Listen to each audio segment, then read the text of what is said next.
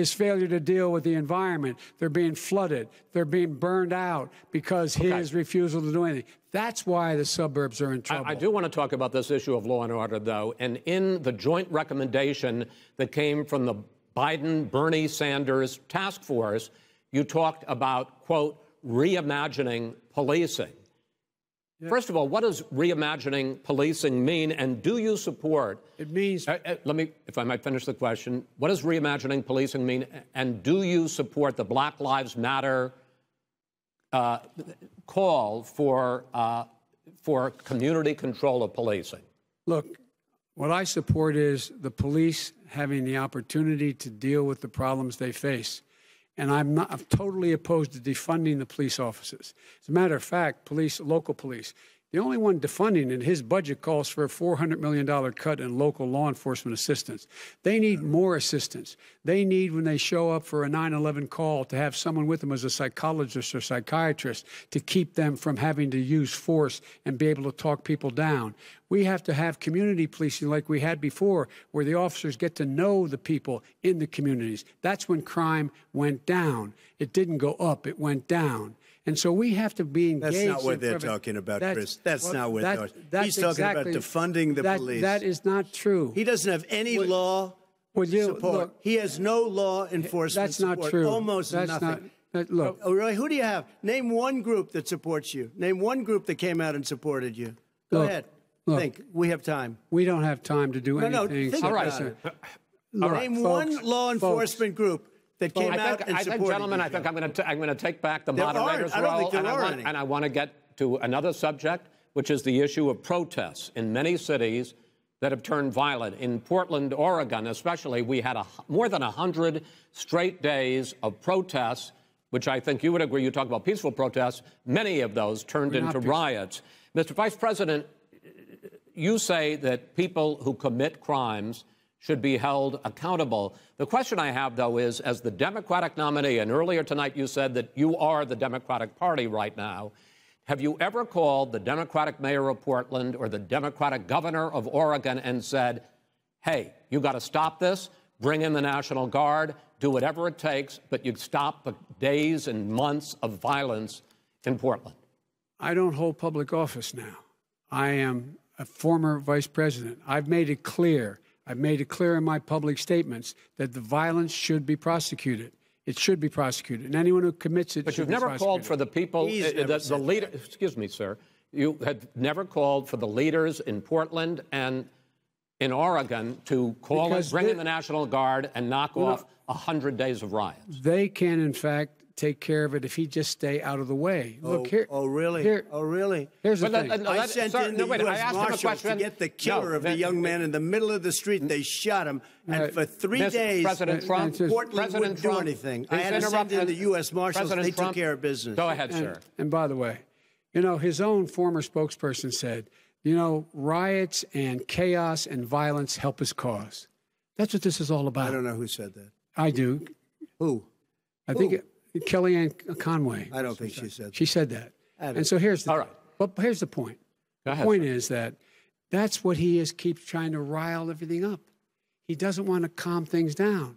Instead of going in and talking to people and saying, let's get everybody together, figure out how to deal with this. What's he do? He just pours gasoline in the fire constantly, and every single solitary time. And to end this, button up this segment, I'm going to give you a minute to answer, sir. You have repeatedly criticized. Wait, I have to answer his statement. No, you have repeatedly. Wait, you have no. You've been talking back and forth. He made a statement. I'm asking you. I would love to end it. Sir. I would love to end it. You know, if you want to switch seats, we could very quickly. We could do that, but I'd send in the National Guard. It would be over. There'd be no problem. Okay, but they don't want to accept the National Guard. You have repeatedly criticized the vice president for not specifically calling out Antifa and other left-wing extremist groups. But are you willing tonight to condemn white supremacists and militia groups and to say that they need to stand down and not add to the violence in a number of these cities, as we saw in Kenosha and as we've seen in Portland? Sure, are you I'm prepared to specifically do it? Well, go ahead, sir. I would say almost everything I see is from the left wing, not from the right wing. So what are you saying? I'm willing to do anything. I want to see peace. Then do it, sir. Say it. Do it. Say it. Do you want to call them What do you want to call them? Give me a name. Give me a white name. Supremacists and who would white you like me to condemn? White supremacists and right Proud Boys, stand back and stand by. But I'll tell you what.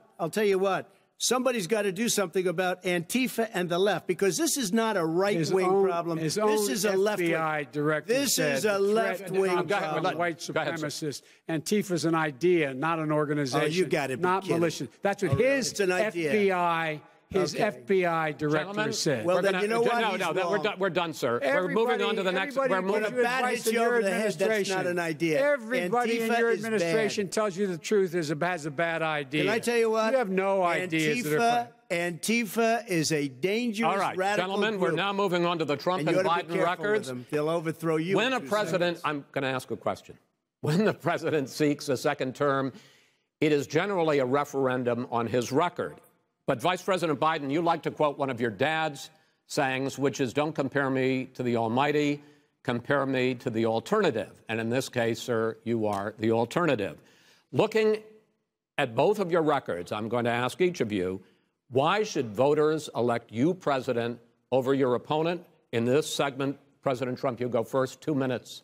Because there has never been an administration or president who has done more than I've done in a period of 3.5 years. And that's despite the impeachment hoax.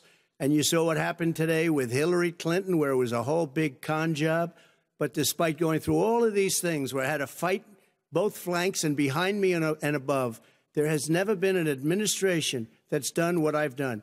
The greatest, before COVID came in, the greatest economy in history, lowest unemployment numbers. Everything was good. Everything was going. And by the way, there was unity going to happen. People were calling me for the first time in years. They were calling and they were saying, it's time maybe. And then what happened? We got hit, but now we're building it back up again. A rebuilding of the military, including Space Force and all of the other things. A fixing of the VA, which was a mess under him. 308,000 people died because they didn't have proper health care. It was a mess. And we now got a 91% approval rating at the VA, our vets. We take care of our vets. But we've rebuilt our military. The job that we've done, and I'll tell you something, some people say maybe the most important. By the end of the first term, I'll have approximately 300 federal judges and Court of Appeals judges, 300, and hopefully 3 great Supreme Court justices. That is a record, the likes of which very few people, and you know one of the reasons I'll have so many judges? Because President Obama and him left me 128 judges to fill. When you leave office, you don't leave any judges. That's like, you just don't do that. They left 128 openings, and if I were a member of his party, because they have a little different philosophy, I'd say if you left us 128 openings, you can't be a good president, you can't be a good vice president. But I want to thank you, because it gives us almost, it'll probably be above that number by the end of this term. 300 judges. It's a record. Looking at both your records, why should voters elect you president as opposed to President Trump? You have 2 minutes uninterrupted. Under this president, we become weaker, sicker, poorer, more divided, and more violent. When I was vice president, we inherited a recession. I was asked to fix it. I did. We left him a booming economy, and he caused the recession.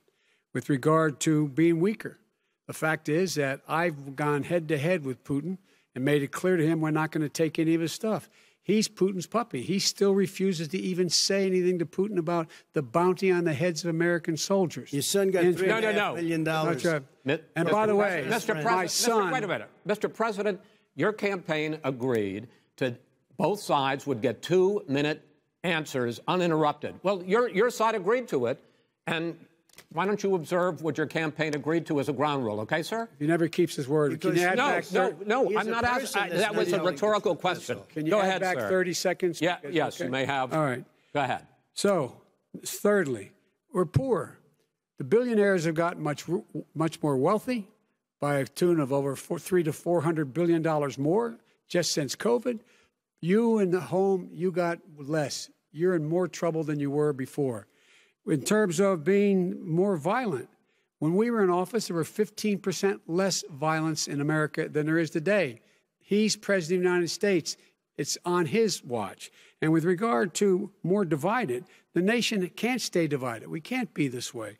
And speaking of my son, the way you talk about the military, the way you talk about them being losers and being and just being suckers. My son was in Iraq. He spent a year there. He got the Bronze Star. He got the Conspicuous Service Medal. He was not a loser. He was a patriot. And the people left behind there were heroes. Really? And I resent. Are you talking about Hunter? Are you talking about Hunter? I'm talking about my son, Beau Biden. You're talking about. I don't know Beau. I know Hunter. Yeah, Hunter got thrown out of the military. He was thrown out, dishonorably discharged. That's not true. For it wasn't dishonorably. Cocaine use. And he didn't have a job until you became vice president. And once you became vice president, he made a fortune in Ukraine, in China, in Moscow, that is simply and various not other places. True. He made a fortune. My son. And he didn't have a job. My son, like a lot of people we know at home, had a drug problem. He's overtaken it. He's fixed it. He's worked on it. And I'm proud of him. But why was he given tens of millions of dollars? But he wasn't given tens of millions of dollars. That is totally discredited. We've already been totally discredited. We've already been through this. I think the American people would rather hear about more substantial subjects. Well, you know, as the moderator, sir, I'm going to make a judgment call here. Gets $3.5 million from the mayor of Moscow. Let's talk about not true. Gentlemen, that report is totally discredited. Mitt Romney on that committee said it wasn't worth taxpayers' money, that report. It was written for political reasons. You know, I'd like to talk about climate change. So would I. Okay.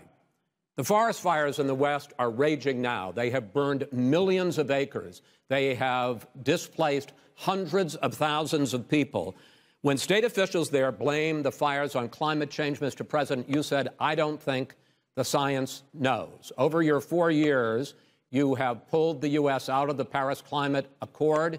You have rolled back a number of Obama environmental records. What do you believe about the science of climate change? And what will you do in the next 4 years to confront it? I want crystal clean water and air. I want beautiful, clean air. We have now the lowest carbon. If you look at our numbers right now, we are doing phenomenally. But I haven't destroyed our businesses. Our businesses aren't put out of commission. If you look at the Paris Accord, it was a disaster from our standpoint. And people are actually very happy about what's going on because our businesses are doing well. As far as the fires are concerned, you need forest management in addition to everything else. The forest floors are loaded up with trees, dead trees that are years old, and they're like tinder, and leaves and everything else. You drop a cigarette in there, the whole forest burns down. You've got to have forest management. What do you believe? Got to have cuts. What do you believe about the science of climate change, sir?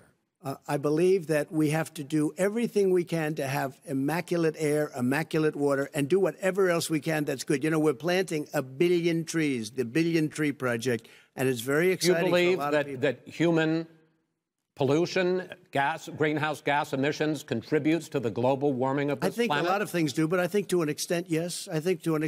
But I also think we have to do better management of our forests. Every year, I get the call, California's burning. California's burning. If that was cleaned, if you had forest management, good forest management, you wouldn't be getting those calls. You know, in Europe, they have forest cities. They're called forest cities. They maintain their forests. They manage their forests. I was with the head of a major country. It's a forest city. He said, sir, we have trees that are far more, they ignite much easier than California.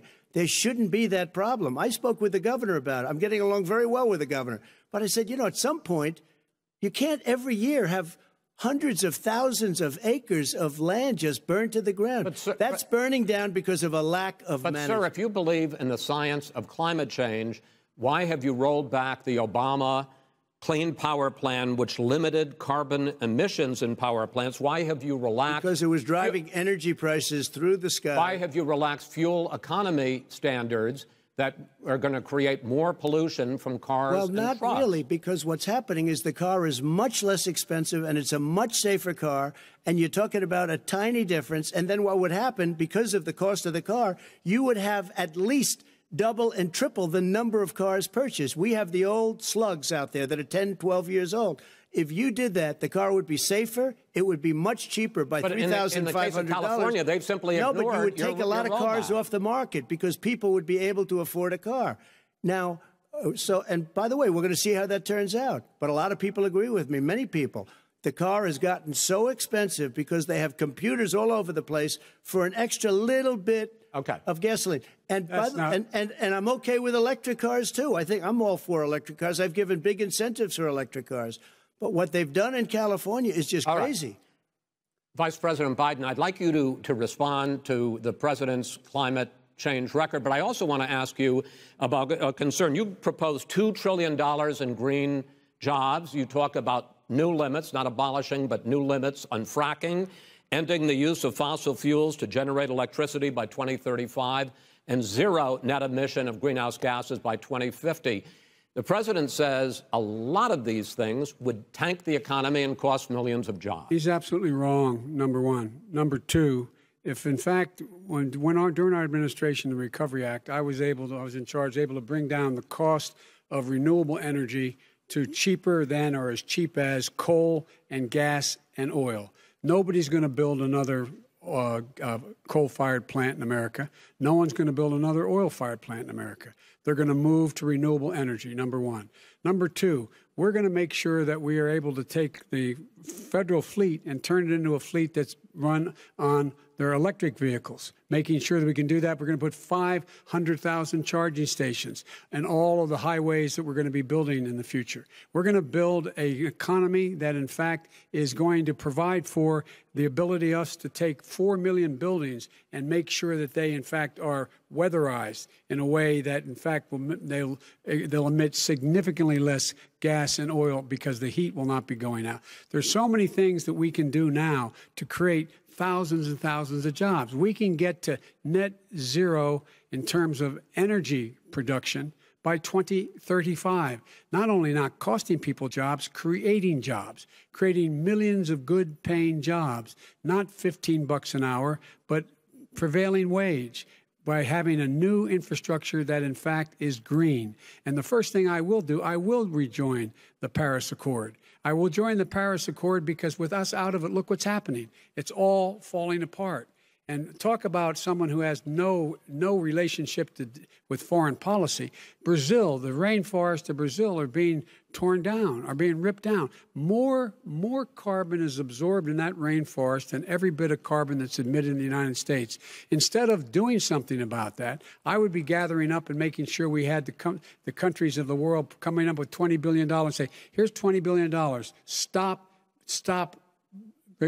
tearing down the forest. And if you don't, then you're going to have significant economic consequences. What about the argument that President Trump basically says that you have to balance environmental interests and economic interests, and he's drawn his line?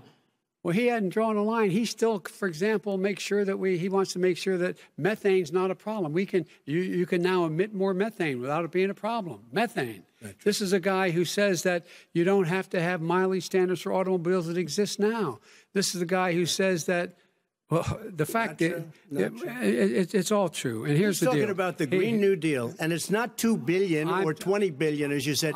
It's $100 trillion. I'm talking about where they want to rip down buildings and rebuild the building. No, it's the dumbest, most ridiculous. Where airplanes are out of business, where two-car systems are out, where they want to take out the cows too. You know, that's not true either, right? This is a $100 trillion. Look, that's more money than our country could make in 100 years if we're going to the case. All right, let me destroy our country. I actually, wait a minute, sir. I actually have studied your plan, and it includes upgrading 4 million buildings, weatherizing 2 million homes over 4 years, building 1.5 million energy-efficient homes.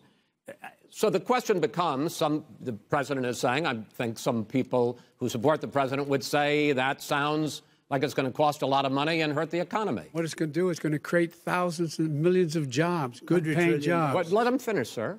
He doesn't know how to do that. $100 billion. The fact is it's going to create millions of good-paying jobs.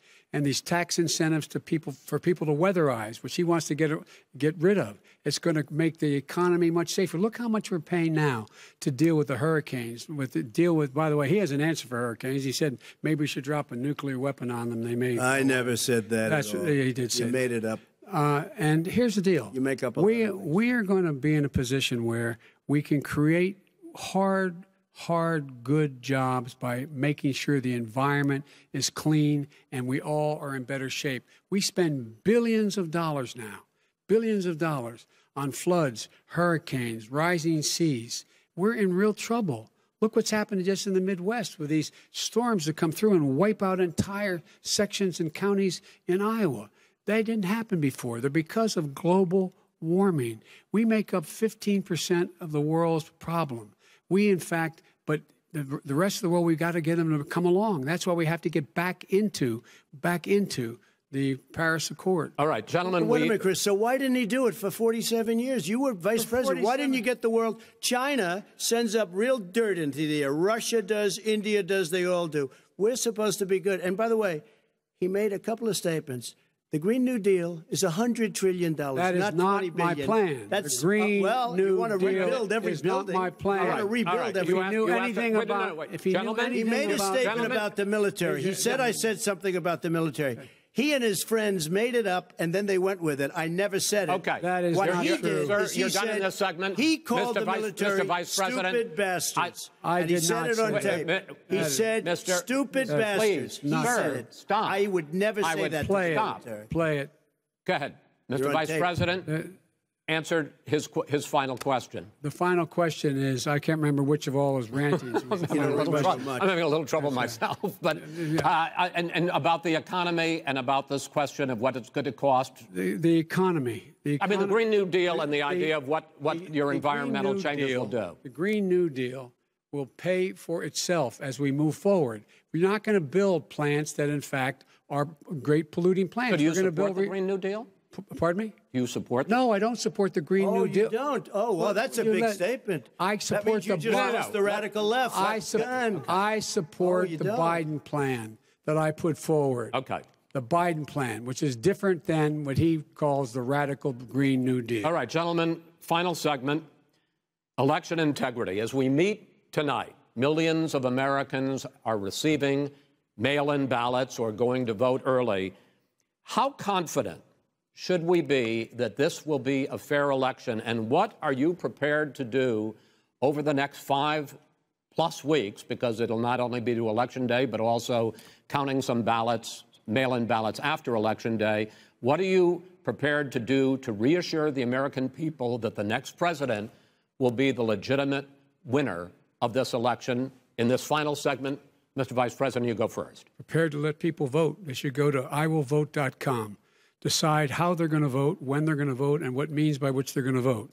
His own Homeland Security Director, and as well as the FBI Director, says there is no evidence at all that mail-in ballots are a source of being manipulated and cheating. They said that. The fact is that there are going to be millions of people because of COVID that are going to be voting by mail-in ballots, like he does, by the way. He sits behind the Resolute desk and sends his ballot to Florida, number one. Number two, we're going to make sure that those people who want to vote in person are able to vote because enough poll watchers are there to make sure they can socially distance. The polls are open on time, and the polls stay open until the votes are counted. And this is all about trying to dissuade people from voting because he's trying to scare people into thinking that it's not going to be legitimate. Show up and vote. You will determine the outcome of this election. Vote, vote, vote. If you're able to vote early in your state, vote early. If you're able to vote in person, vote in person. Vote whatever way is the best way for you, because he cannot stop you from being able to determine the outcome of this election. And in terms of whether or not when the votes are counted, and they're all counted, that will be accepted. If I win, that will be accepted. If I lose, that'll be accepted. But by the way, if in fact he says he's not sure what he's going to accept, well, let me tell you something. It doesn't matter, because if we get the votes, it's going to be all over. He's going to go. He can't stay in power. It won't happen. It won't happen. So vote. Just make sure you understand You have it in your control to determine what this country is going to look like the next 4 years. Is it going to change, or you get 4 more years of these lies? Mr. President, 2 minutes. So when I listened to Joe talking about a transition, there's been no transition from when I won. I won that election. And if you look at crooked Hillary Clinton, if you look at all of the different people, there was no transition because they came after me trying to do a coup. They came after me spying on my campaign. They started from the day I won and even before I won, from the day I came down the escalator with our First Lady. They were a disaster. They were a disgrace to our country. And we've caught them. We've caught them all. We've got it all on tape. We've caught them all. And by the way, you gave the idea for the Logan Act against General Flynn. You better take a look at that because we caught you in a sense. And President Obama was sitting in the office. He knew about it, too. So don't tell me about a free transition. As far as the ballots are concerned, it's a disaster. A solicited ballot, okay, solicited is okay. You're soliciting, you're asking, they send it back, you send it back. I did that. If you have an unsolicited, they're sending millions of ballots all over the country. There's fraud. They found them in creeks. They found some with the name Trump, just happened to have the name Trump just the other day in a waste paper basket. They're being sent all over the place. They sent 2 in a Democrat area. They sent out 1,000 ballots. Everybody got 2 ballots. This is going to be a fraud like you've never seen. The other thing, it's nice on November 3rd, you're watching and you see who won the election. And I think we're going to do well because people are really happy with the job we've done. But you know what? We won't know. We might not know for months because these ballots are going to be all over. Take a look at what happened in Manhattan. Take a look at what happened in New Jersey. Take a look at what happened in Virginia and other places. They're not losing 2%, 1%, which, by the way, is too much. An election could be won or lost with that. They're losing 30 and 40%. It's a fraud, and it's a shame. And can you imagine where they say you have to have your ballot in by November 10th?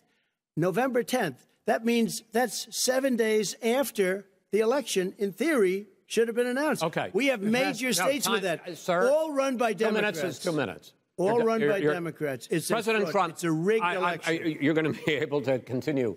You have been charging for months that mail-in balloting is going to be a disaster. You say it's rigged, that it's going to lead to fraud. But in 2018, in the last midterm election, 31 million people voted mail-in voting. That was a quarter, more than a quarter, of all the voters that year cast their ballots by mail. Now that millions of mail-in ballots have gone out, what are you going to do about it? And are you counting on the Supreme Court, including a Justice Barrett, to settle any dispute? Yeah, I think I'm counting on them to look at the ballots, definitely. I hope we don't need them in terms of the election itself. But for the ballots, I think so. Because what's happening is incredible. I read today, where at least 1% of the ballots for 2016 were invalidated. They take them. We don't like them. We don't like them. But what they are you throw going to them do out about left it? There and are right. millions of ballots going out right now. What you do is you go and vote. You do a solicited ballot, and that's okay, or you go and vote. I'm asking you about the fact that millions of people... You go and vote. You go and vote. But like what I'm they, saying is, like they used to in the old... Millions of people... You either do, Chris, a solicited ballot where you're sending it in, they're sending it back, and you're sending... They have mailmen with lots of it. Did you see what's going on? Take a look at West Virginia, mailmen selling the ballots. They're being sold. They're being dumped in rivers. This is a horrible thing for our country. This is not going to end well. There is no evidence This is not going to end well. 5 states have had mail-in ballots for the last decade or more. 5, including 2 Republican states. And you don't have to solicit the ballot. It's sent to you. It's sent to your home. What they're saying is that it has to be a postmark by election day. If it doesn't get in till the 7th, 8th, 9th, it still should be counted. He's just afraid of counting the votes because he knows the outcome. You're wrong. I want to continue with you on this, Vice President Biden. Chris, he's so wrong when he makes a statement like that. Excuse me, Vice President Biden, the biggest problem, in fact, over the years with mail-in voting has not been fraud historically. It has been that sizable numbers, sometimes hundreds of thousands of ballots are thrown out because they have not been properly filled out, or there is some other irregularity, or they missed the deadline. So the question I have is, are you concerned that the Supreme Court, with a Justice Barrett, will settle any dispute? I'm concerned that any court would settle this because here's the deal. when you get a ballot and you fill it out, you're supposed to have an affidavit. If you didn't know, you have someone say that this is me. You should be able to, if in fact you can verify that's you before the ballot is thrown out, that's sufficient to be able to count the ballot because someone made a mistake and not dotting the correct I. Who they voted for, testify, say who they voted for, say it's you. That is totally legitimate. All right. Excuse me, Chris, when you have 80 million ballots, I have a final Senate question. and swamping the system, you know it can't be done. You know it can't, and already there's been so fraud. Now, mail service delivers wait a minute, gentlemen. The final question is, in 8 states, we can keep talking. In 8 states, election workers are prohibited, currently by law, 8 states, from even beginning to process ballots, even take them out of the envelopes and flatten them until Election Day. That means that it's likely, because there's going to be a huge increase in mail-in balloting, that we are not going to know on election night who the winner is, that it could be days, it could be weeks. Could be months. Until we find out who the new president is. So first for you, sir, finally for the vice president, I hope neither of you will interrupt the other. Will you urge your supporters to stay calm during this extended period, not to engage in any civil unrest? And will you pledge tonight that you will not declare victory until the election has been independently certified? President Trump, you go first. I'm urging my supporters to go into the polls and watch very carefully, because that's what has to happen. I am urging them to do it. As you know, today there was a big problem. In Philadelphia, they went in to watch. They're called poll watchers, a very safe, very nice thing. They were thrown out. They weren't allowed to watch. You know why? Because bad things happen in Philadelphia, bad things. And I am urging my people. I hope it's going to be a fair election. If it's a fair election, I am 100% on board. But if I see tens of thousands of ballots being manipulated, I can't go along with that. And I'll tell you what, does that mean, from a common sense, does that mean you're going to tell your people to take to the street? It means you have a fraudulent election. You're sending out 80 million ballots. They're not equipped to. These people aren't equipped to handle it, number one. Number two, they cheat. They cheat. Hey, they found ballots in a waste paper basket 3 days ago, and they all had the name military ballots. They were military. They all had the name Trump on them. Vice President you think Biden, that's good? Vice President Biden, final question for you. Will you urge your supporters to stay calm while the vote is counted, and will you pledge not to declare victory until the election is independently certified? Yes, and here's the deal. We count the ballots, as you pointed out. Some of these ballots in some states can't even be opened until Election Day. And if there's thousands of ballots, it's going to take time to do it. And by the way, our military, they've been voting by ballots since the end of the Civil War, in effect. And that's what's going to happen. Why is it for them somehow not fraudulent? It's the same process. It's honest. No one has established at all that there is fraud related to mail-in ballots, that somehow it's a fraudulent process. It's already been established. Take a look at Carolyn Maloney's race. You had an opportunity to respond. Look at Carolyn Maloney. Go ahead. They have no idea what happened. Vice President Biden, go ahead. He has no idea what he's talking about. Here's the deal. The fact is, I will accept it, and he will too. You know why? Because once the winner is declared, after all the ballots are counted, all the votes are counted, that'll be the end of it. That'll be the end of it. And if it's me, in fact, fine. If it's not me, I'll support the outcome. And I'll be a president not just for the Democrats. I'll be a president for Democrats and Republicans. And this guy, I want to see an honest ballot count. Gentlemen, you say that's the end of it? This is the end of this debate? Honest ballot count. We're going to leave it there. To be continued as in more debates as we go on. President Trump, Vice President Biden, it's been an interesting hour and a half. I want to thank you both for participating in the first of 3 debates that you have agreed to engage in. We want to thank Case Western Reserve University and the Cleveland Clinic for hosting this event. The next debate, sponsored by the Commission on Presidential Debates, will be 1 week from tomorrow, October 7th, at the University of Utah in Salt Lake City. The 2 vice presidential nominees, Vice President Mike Pence and Senator Kamala Harris, will debate at 9 p.m. Eastern that night. We hope you watch. Until then, thank you.